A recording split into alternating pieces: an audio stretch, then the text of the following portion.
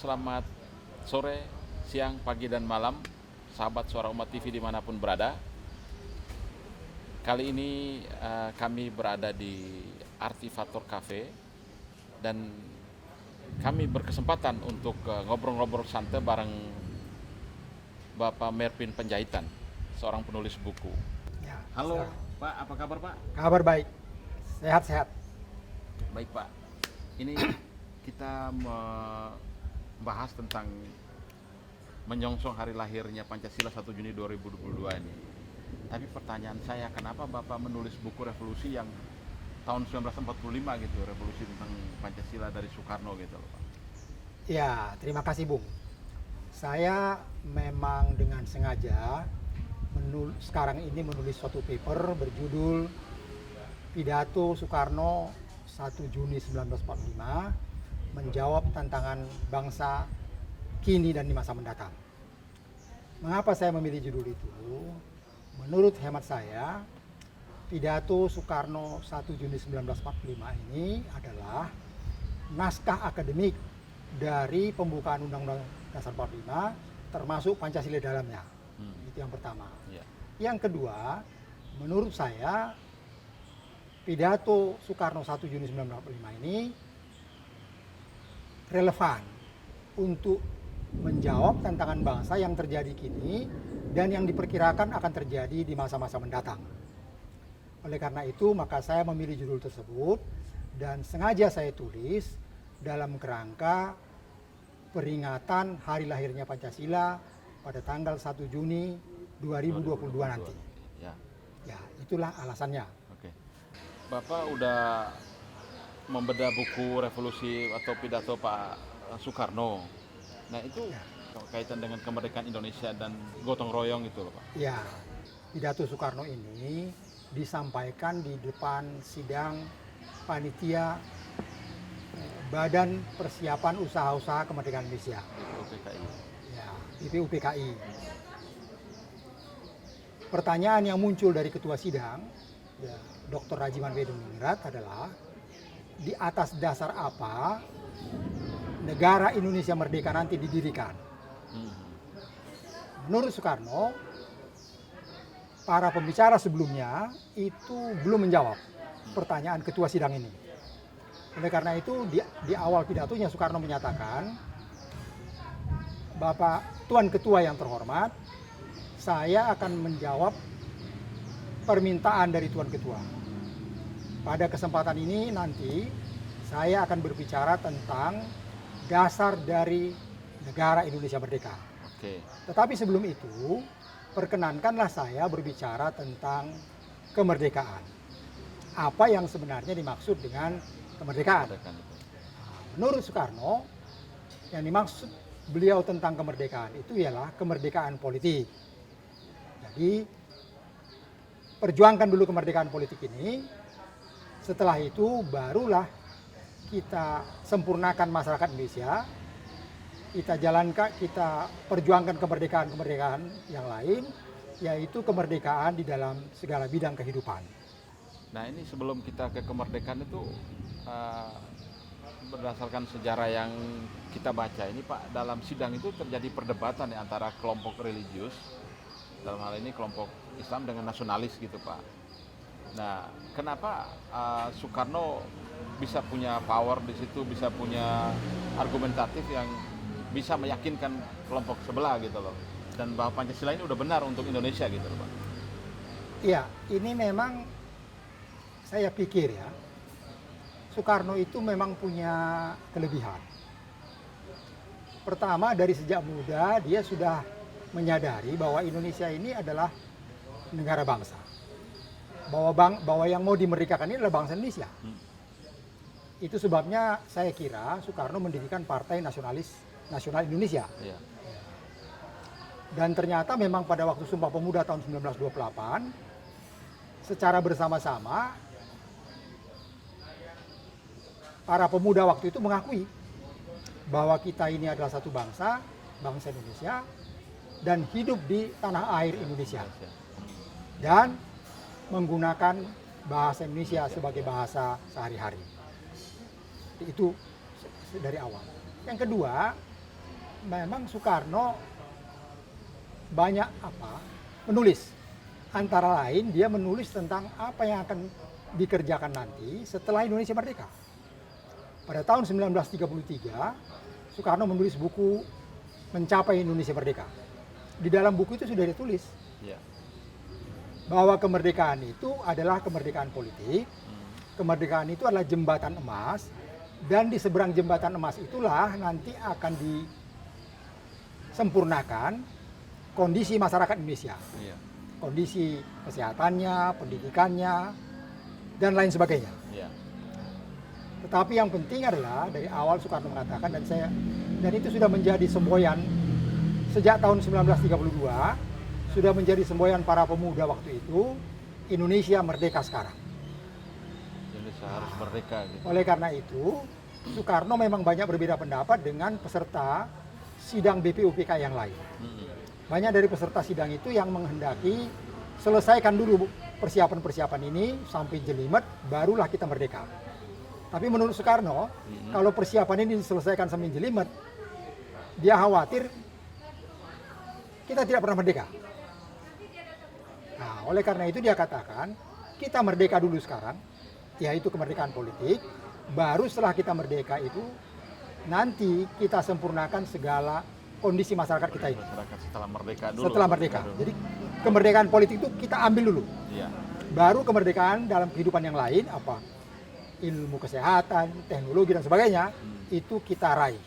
Apakah kemerdekaan itu ada di dalamnya ada Pancasilanya juga? Setelah dia bicara tentang Indonesia merdeka, baru dia bicara tentang dasar negara Indonesia merdeka itu. Soekarno memulainya dari dasar kebangsaan.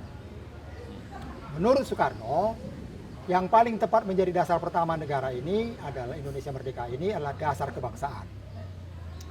Dan saya setuju dengan Soekarno. Kenapa? Karena pada tanggal 28 Oktober 1928, kita sudah sepakat. Masyarakat Nusantara ini bergabung menjadi satu, yaitu bangsa Indonesia, tinggal di tanah air Indonesia. Dengan menggunakan bahasa Indonesia. Jadi, yang mau merdeka itu bangsa Indonesia, yang mau dimerdekakan itu juga bangsa Indonesia. Nah, oleh karena itu memang saya setuju, dan saya kira banyak orang waktu itu juga setuju, dasar kebangsaanlah menjadi dasar pertama. Alasannya itu tadi. Karena yang mau merdeka ini, yang mau menggerakkan kemerdekaan adalah bangsa Indonesia, dan yang mau dimerdekakan adalah bangsa Indonesia. Yaitu persekutuan manusia yang tinggal di tanah air Indonesia. Kepulauan Nusantara ini. Mulai dari Sumatera di barat sampai ke Papua di timur. Itu yang pertama. Baru yang kedua dia katakan, nasionalisme Indonesia ini tidak akan tumbuh subur kalau dia tidak tumbuh di taman sari internasionalisme. Jadi menurut dia, yang kedua adalah, dasar yang kedua adalah internasionalisme. Internasionalisme pun tidak akan tumbuh dengan sehat, dengan baik, kalau dia tidak tumbuh pada nasionalisme bangsa-bangsa. Jadi Soekarno sekaligus mengatakan, dasar pertama itu dasar kebangsaan, dan kedua adalah dasar internasionalisme. Internasionalisme itu dalam pergaulan antar bangsa di seluruh dunia, begitu maksudnya. Jadi bangsa Indonesia itu haruslah sadar dari sejak awal bahwa dia adalah bangsa yang tidak sendirian di bumi ini. Dia satu bangsa bersama-sama dengan bangsa lain, hidup di bumi ini. Berjumpa dengan bangsa-bangsa di dalam taman sari internasionalisme. Oleh karena itu, kebangsaan Indonesia tidak akan pernah menjadi chauvinisme. Kita tidak akan pernah katakan misalnya Indonesia über alles. Tidak akan pernah. Soekarno mengatakan, dia tidak akan pernah mengatakan Indonesia über alles. Sama seperti yang di Eropa, Deutschland über alles. Nasionalisme Indonesia tidak sampai ke sana. Dan kemudian memang akhirnya itu disepakati, internasionalisme itu menjadi kemanusiaan yang adil dan beradab. Jadi nasionalisme kita ini hidup dalam kemanusiaan yang adil dan beradab. Tahun 1945 itu kan Indonesia baru merdeka. Yang saya tahu itu Papua itu belum masuk loh ke Indonesia gitu. Gimana Bapak bisa menjelaskan itu? Ya, namanya waktu itu kan Irian Barat ya. Betul. Ya, Irian Barat itu pada waktu pengakuan kemerdekaan tahun 49, Desember 49, Iya. memang Irian Barat belum termasuk. Tapi pada waktu proklamasi kemerdekaan tanggal 17 Agustus 1945, semua itu termasuk. Betul. Jadi kemerdekaan yang diproklamirkan Soekarno-Hatta mewakili bangsa Indonesia pada tanggal 17 Agustus 1945, mulai dari Sumatera di barat sampai ke Irian Barat di timur. Iya. Dan kalau mau lebih awal lagi, Sumpah Pemuda, pada waktu Sumpah Pemuda tanggal 28 Oktober 1928 itu, yang dimaksud dengan tanah air Indonesia itu adalah mulai dari Sumatera di barat sampai ke Irian Barat di timur. Semua itu termasuk. Itulah yang dinamakan tanah air Indonesia, yang menjadi tempat hidup bangsa Indonesia, yang menjunjung tinggi bahasa Indonesia. Nah, maaf, itu apakah bisa disebut juga sebagai Nusantara gitu loh, seperti Ya, Bapak kita sebutkan juga kepulauan Indonesia ini sering juga kita sebutkan dengan Kepulauan Nusantara. Nusantara. Ya, kalau kita dan bahasa Nusantara saya kira itu sudah ada sejak Majapahit ya. Majapahit. Majapahit dulu kan antara lain Gajah Mada itu ditugaskan mempersatukan Nusantara. Iya. Ya, jadi itu sudah ada. Jadi Oke. wilayah ini sebenarnya tidak sekedar wilayah Hindia Belanda, tidak. Wilayah ini memang sudah pernah dipersatukan oleh Gajah Mada. Persisnya sampai di mana, ya itu sejarah yang akan menuliskan ya. Iya. Tapi wilayah Indonesia sekarang termasuk wilayah yang sudah pernah dipersatukan oleh Sriwijaya dan Majapahit. Majapahit. Ya. Dan saya lanjutkan sekali lagi. Ya, ya, silakan Pak. Akhirnya baru pada tahun 1962 atau 63 Iya. dan melalui suatu perjanjian di PBB di New York, itu Belanda menyerahkan Irian Barat kepada Indonesia melalui PBB. Oke. Baru setelah itu. Jadi setelah dekrit Presiden 1945, Indonesia kembali ke Undang-Undang 45, Soekarno menjadi presiden sekaligus Perdana Menteri, Iya. sekaligus pemimpin besar revolusi. Soekarno memimpin revolusi Indonesia merebut Irian Barat Barat, ya. dan berhasil. Ya. Dan saya perlu katakan, saya pikir kalau kita waktu itu tidak kembali ke Undang-Undang 45, saya khawatir kabinet gonta-ganti model Undang-Undang sementara tahun 1950 ini tidak akan mampu merebut Irian Barat. Bisa jadi Irian Barat itu lepas untuk selama-lamanya. Iya, iya. Jadi di sini yang mau saya katakan, kita harus akui dekrit Presiden 9 Juli 1949 itu kembali ke Undang-Undang 45 itu banyak keuntungannya. Iya. Selain keuntungan karena kita kembali ke Undang-Undang 45, Undang-Undang Dasar berjiwa revolusi, jiwa proklamasi, juga dengan Undang-Undang Dasar itu kita berhasil merebut Irian Barat. Dekret Presiden itu 5 Juli apa 9 Juli?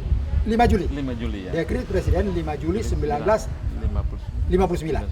Ya. Betul. Dengan itu kembali ke Undang-Undang Dasar, maka presiden sekaligus menjadi kepala negara dan kepala pemerintahan. Iya. Dan bahkan oleh Soekarno ditambah lagi sekaligus menjadi pemimpin besar revolusi. Iya. Dan dengan segala kewenangan yang ada padanya itulah dia merebut Irian Barat. Iya. Dia memimpin bangsa Indonesia merebut Irian Barat. Kembali ke pangkuan Ibu Pertiwi. Iya. Dan berhasil. Dan itu yang saya katakan. Hal ini bisa saja tidak terjadi kalau kita masih berdasarkan Undang-Undang sementara tahun 1950. Kabinet yang setahun ganti, 2 tahun ganti. Saya khawatir kalau itu yang terjadi, bisa jadi Irian Barat itu tidak pernah kembali. Tidak akan ada Ya, di tidak kembali. Indonesia, tidak Ya. kembali ya. Karena kita sibuk ganti-ganti Perdana Menteri. Iya. Ini soal kemerdekaan kita nih Pak. Ya. Ini ada obrolan warung kopi, katanya Ya. ini hadiah dari orang Barat, orang Ya. Eropa dan kerjasama. Hadiah dari Belanda. Hadiah dari sana Belanda, terus dengar-dengar digade dengan emas di Freeport gitu Pak. Apakah benar seperti itu? Itu omongan warung lah. Omongan warung. Nah, Ya. tapi saya katakan sejarahnya begini. Bangsa Indonesia itu menyatukan diri tanggal 28 Oktober 1928. 28. Sudah. Ini yang berjuang terus dan proklamasi 17 Agustus 1945. Pada waktu proklamasi 17 Agustus 1945, itu Belanda masih di negerinya. Tentara sekutu dengan Inggris itu masih di negerinya, masih di Eropa. Oh gitu. Jadi tidak benar ini hadiah. Tidak benar. Juga tidak benar ini hadiah dari Jepang. Tidak benar. Karena pada tanggal 17 Agustus Jepang sudah menyerah kalah kepada sekutu pada tanggal 15 Agustus. Iya. Dan maaf, itu memang tidak ada dokumen yang valid untuk menjelaskan bahwa ini hadiah dari Jepang atau tidak ada ya? Tidak ada sampai hari Itu ini. sejarah. Sejarah. Yang membuktikan itu sejarah.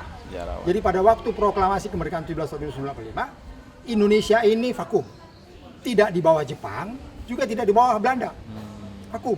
Karena Jepang sudah kalah tanggal 15 Agustus. Iya. Sudah menyatakan menyerah kalah kepada Sekutu tanggal 15 Agustus 1945.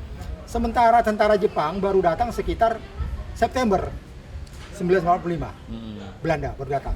Ini yang selalu saya katakan, momentum ini berkat Tuhan buat Indonesia. Tuhan memberikan berkat buat Indonesia. Ada waktu di mana Indonesia ini vakum, tidak dikuasai oleh siapapun.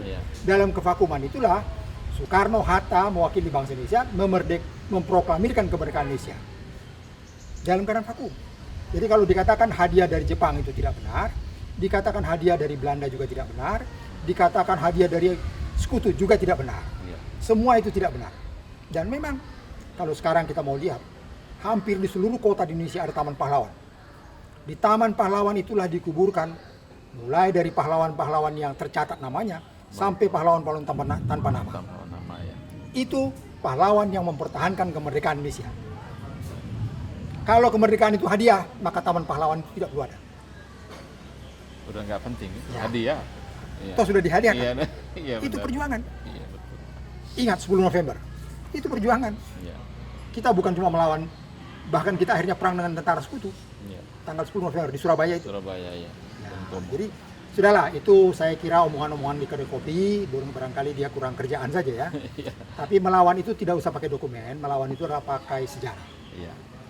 Sejarah kita membuktikan dengan jelas kemerdekaan bangsa Indonesia adalah hasil perjuangan seluruh rakyat Indonesia. Mulai dari Sumatera sampai ke Irian Barat. Oke. Ya. Yang saya baca dalam tulisan Bapak itu dimaksud dengan kontrak sosial rakyat Indonesia. Nah, Ya. itu bisa dijelaskan Pak? Ya, saya kira itu memang perlu saya jelaskan ya. Iya. Kenapa? Kita ini sekarang sedang gonjang-ganjing. Hmm. NKRI ini sekarang sedang dapat serangan dari mana-mana. Jadi kontrak sosial rakyat Indonesia itu adalah kontrak sosial rakyat Indonesia sebelum mendirikan negara Republik Indonesia. Jadi kontrak itu ditulis oleh sesama rakyat Indonesia, dibuat oleh sesama rakyat Indonesia dalam rangka persiapan memerdekakan Indonesia, mendirikan negara kesatuan Republik Indonesia. Nah, oleh karena kontrak ini dibuat oleh sesama rakyat, maka kontrak ini tidak boleh dibubarkan oleh siapapun. Kalau kontrak ini diganti atau diubah, sama saja dengan membubarkan negara proklamasi 17 Agustus. Oke. Ini memang kontrak ini saya jelaskan merujuk kepada teorinya Locke ya, John Locke. Jadi menurut John Locke, sebelum masyarakat politik terbentuk atau kalau sekarang namanya negara, masyarakat itu sebenarnya sudah memiliki hak alamiah. Hak alamiah itu adalah hak hidup, hak kebebasan dan hak memiliki. Iya. Itu hak alamiah. Tetapi hak alamiah ini tidak aman. Karena sebagian dari manusia ini memang bermaksud baik, tapi ada juga manusia yang cenderung berbuat jahat. Iya, iya. Untuk menghadapi manusia yang cenderung berbuat jahat ini, maka masyarakat ilmiah ini tadi bersatu membuat kontrak sebagai dasar dari didirikannya negara itu nanti. Negara. Di Indonesia, kontrak sosial Indonesia ini ada banyak pendapat. Oke. Banyak pakar mengatakan yang dimaksud dengan kontrak sosial Indonesia adalah pembukaan Undang-Undang Dasar. Dan memang pada waktu kita mengadakan perubahan Undang-Undang Dasar 45, baik yang pertama, kedua, ketiga, dan keempat, itu pembukaan tidak diubah sama sekali. Pembukaan tetap. Kenapa ya? Karena itu kontrak sosial. Kontrak sosial. Pasal-pasal yang diperbarui mengacu kepada pembukaan. Disesuaikan kepada pembukaan. Iya. Tapi kalau menurut saya akan lebih tepat saya pikir, kalau yang dimaksud kontrak sosial itu mulai dari Sumpah Pemuda. Mulai dari Sumpah Pemuda, naskah proklamasi, sampai ke pembukaan Undang-Undang 45. Menurut saya itulah semua kontrak sosial rakyat Indonesia. Nah, kalau kita pelajari kontrak sosial rakyat Indonesia ini, pertama kesimpulannya, jauh-jauh hari bangsa Indonesia ini mempersatukan dirinya dulu. Jadi masyarakat Nusantara, masyarakat gotong royong Nusantara ini menyatukan diri tanggal 28 Oktober menjadi bangsa Indonesia. Iya. Hidup di tanah air Indonesia, mulai dari Sumatera sampai ke Irian Barat, dan menjunjung tinggi bahasa Indonesia. Hmm. Jadi yang bergerak itu bahasa Indonesia. Yang mau dimerdekakan siapa? Yang mau dimerdekakan juga bangsa Indonesia. Indonesia. Makanya naskah proklamasi bunyinya kami bangsa Indonesia dengan ini menyatakan kemerdekaan Indonesia. Iya. Jadi bukan tidak dikatakan kami suku Jawa misalnya, Jawa, betul. atau kami penganut agama bla bla, tidak. Tapi kami bangsa Indonesia ini dengan ini menyatakan kemerdekaan Indonesia. Gitu. Nah sekarang orang sudah mulai bicara seolah-olah kita bukan negara bangsa, seolah-olah kita negara golongan, Iya. atau negara agama tertentu. Iya. Tidak benar. Kalau dia katakan kita ini negara agama tertentu, dia melawan kontrak sosial itu. Kontrak sosial. Itu artinya dia mau mendirikan negara lain. Nah, kontrak sosial itu apakah di dalamnya termasuk dengan Pancasila itu sendiri? Iya, kan Pancasila adalah pembukaan. Oh iya. Pancasila kan bagian dari pembukaan. Cuma tidak ada perkataan Pancasila di situ. Jadi kontrak sosial itu mulai dari Sumpah Pemuda, naskah proklamasi, sampai pembukaan Undang-Undang Dasar. Nah, pembukaan undang-undang ini berisi antara lain tujuan nasional, kemudian sistem kenegaraan Indonesia yaitu sistem demokrasi, dasar negara Indonesia yaitu Pancasila, fungsi-fungsi negara Indonesia antara lain melindungi segenap bangsa dan seluruh umat Indonesia, meningkatkan kesejahteraan umum, mencerdaskan juga dan seterusnya. Semua itu kontrak sosial rakyat Indonesia. Oleh karena itu sebenarnya saya ingin sampaikan kepada kawan-kawan para pejuang demokrasi, ya, para pejuang kebangsaan, pelajari lagi kontrak sosial itu. Pelajari lagi, karena itulah jati diri Indonesia. Yeah. Di kontrak sosial itu sudah ada dari mana kita datang dan kemana kita pergi. Dan bagaimana kita bisa sampai ke sana. Itu sudah ada. Nah, kalau itu kita lupakan, mudahlah masuk ideologi dari luar. Yeah. Paham-paham dari luar yang tujuannya seringkali justru ingin menghancurkan NKRI. Itu pesan saya buat para pejuang demokrasi dan para kaum nasionalis, patriot bangsa di Indonesia. Ya, dalam buku Bapak ini ada tulisan juga itu tentang demokrasi. Sedangkan kita tahu saat itu demokrasi itu betul-betul demokrasi yang kita kenal demokrasi terpimpin zaman Soekarno. Tapi sini Bapak mengelaborasi dengan begitu bagus. Nah, demokrasi mewujudkan persamaan politik dan persamaan ekonomi. Ya, jadi begini. Dalam pidato 1 Juni itu Soekarno mengungkapkan prinsip yang keempat, yaitu prinsip kesejahteraan. Menurut Soekarno, Indonesia merdeka ini adalah tempat rakyatnya itu cukup makan, cukup sandang, cukup papan, dan sejahtera. Dan untuk mewujudkan itu, persamaan politik saja tidak cukup. Harus ada persamaan ekonomi. Jadi demokrasi yang dimaksudkan Soekarno, jadi musyawarah yang mufakat yang dimaksudkan Soekarno adalah demokrasi yang mewujudkan persamaan ekonomi politik sekaligus persamaan ekonomi. Ya. Tidak cukup hanya persamaan politik. Karena bukan untuk itu negara yang dibentuk. Jadi pada prinsip yang keempat Soekarno mengatakan prinsip kesejahteraan. Indonesia merdeka adalah negara di mana penduduknya cukup makan, cukup sandang, cukup papan, dan hidup sejahtera. Dan untuk mewujudkan itu, maka demokrasi Indonesia adalah demokrasi mewujudkan persamaan politik sekaligus persamaan ekonomi. Itu alasannya kenapa muncul istilah itu. Baik. Bahwa kemudian di dalam masa pemerintahannya muncul demokrasi terpimpin itu soal lain.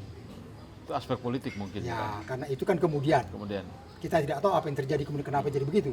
Tapi pada konsep pada tanggal 1 Juni itu seperti itu. Jadi Soekarno dari awal sudah menyadari bahwa demokrasi seperti yang terjadi di Barat itu tidak cukup buat Indonesia. Karena di Eropa dan di Amerika, badan-badan perwakilan ada, tapi kapitalisme juga merajalela. Betul. Nah, menurut Soekarno di Indonesia ini tidak boleh terjadi eksploitasi yang berlompat-lompat. Jadi feodalisme juga dihapus, tapi eksploitasi berlompat-lompat juga tidak boleh terjadi. Oleh karena itu maka demokrasi Indonesia adalah demokrasi yang mewujudkan persamaan politik sekaligus persamaan ekonomi. Ya. Demokrasi itu apakah di dalamnya itu ada gotong royong juga, Pak?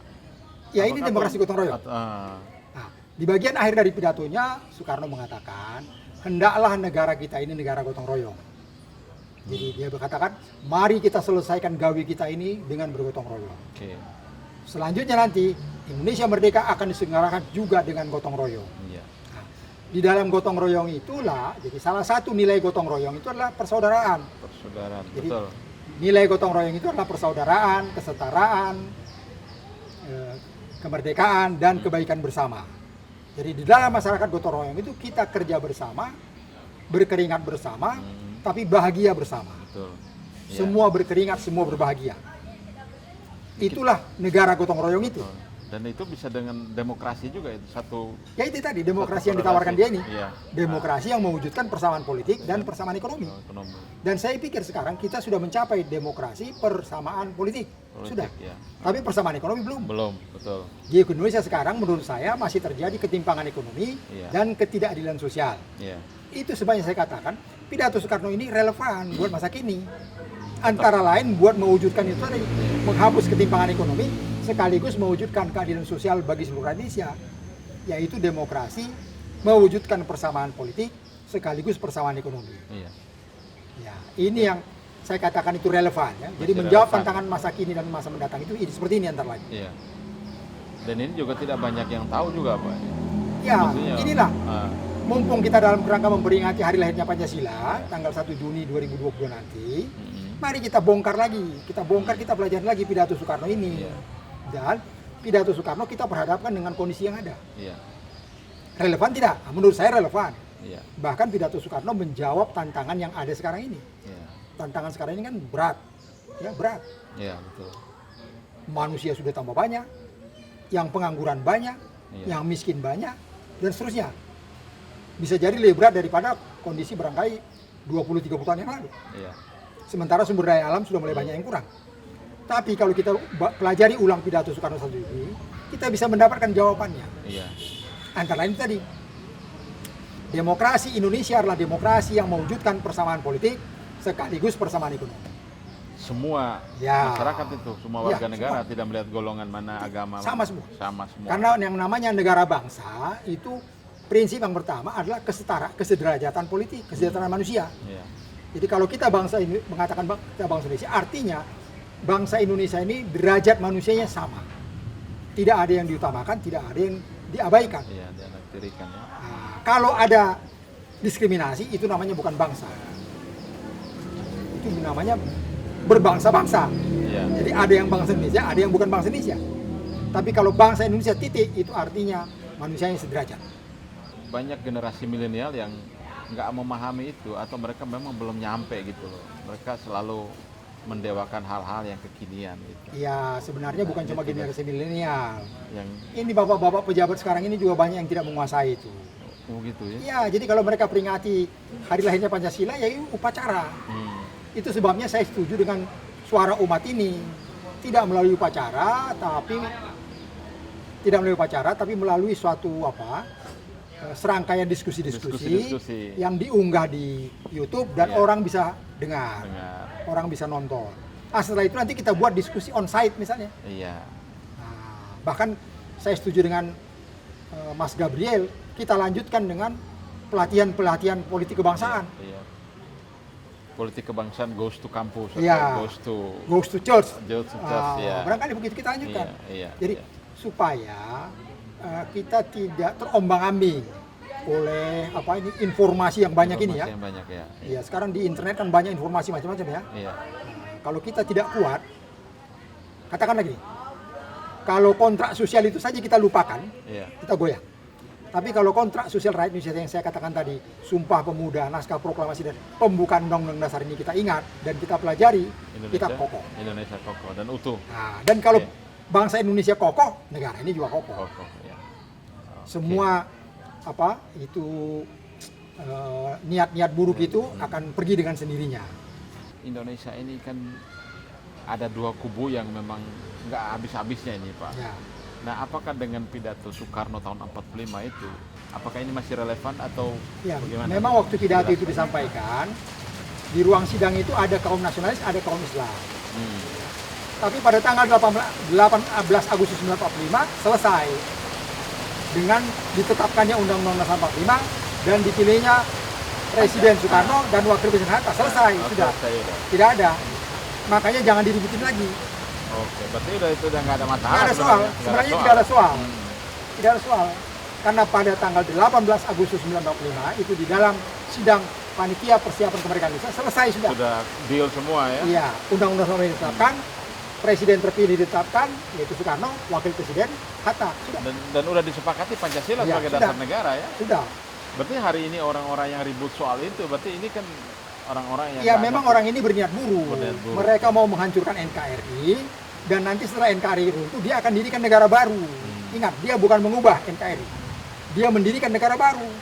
Negara baru, dasarnya baru, sistemnya baru, bentuknya baru, semuanya baru. Menurut saya silahkan saja, tapi jangan dibuat ini tanah air Indonesia. Iya betul. Dia cari tanah air sendiri. Misalnya di Syria kan, kan ada orang buat isi di Syria, bisa kan? Iya bisa. Bisa juga dia buat di sana. Tapi jangan di tanah air Indonesia ini yang sudah kita sepakati tanggal 28 Oktober Betul. 1928 itu. Dengan Founding Fathers ya. Ya, itu kita sudah sepakati. Bangsa Indonesia hidup di tanah air Indonesia mulai dari Sumatera di barat sampai kirian barat di timur. Oke. Itu sudah clear. Iya. Nah, jadi kalau itu masih jadi soal, memang orang itu mau buat persoalan. Menurut saya sudah, mari kita bekerja, kita buat negara ini lebih baik, bangsa ini lebih sejahtera, yaitu tadi persamaan politik sekaligus persamaan ekonomi. Saya kira kita masih punya utang lah, Iya. yaitu persamaan ekonomi. Persamaan ekonomi. Kita masih punya utang. Mari kita selesaikan itu.